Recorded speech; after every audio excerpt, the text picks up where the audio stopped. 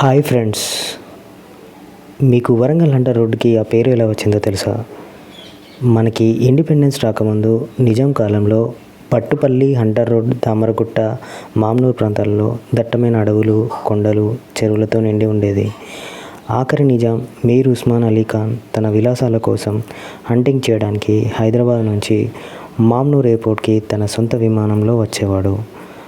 అతను అడవినంతా తిరిగి వైల్డ్ యానిమల్స్ని వేటాడడానికి ఒక దారిని చేపించాడు.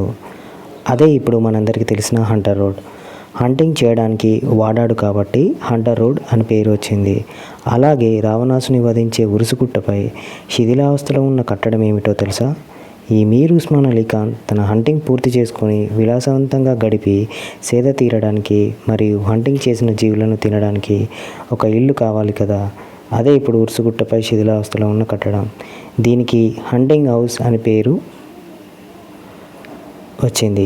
ఈ వీడియో కనుక మీకు నచ్చినట్లయితే మా ఛానల్కి సబ్స్క్రైబ్ చేసుకొని అందరికీ షేర్ చేయండి. మన వరంగల్ మామినూర్ ఎయిర్పోర్ట్కి పేరు పెట్టింది కూడా నిజాం వాళ్ళే. మామినూర్ అనేది ఒక ఉర్దూ పదం. ఎయిర్పోర్ట్ వచ్చాక ఈ పేరును మార్చాలి అనుకునే వాళ్ళు కామెంట్ చేయండి.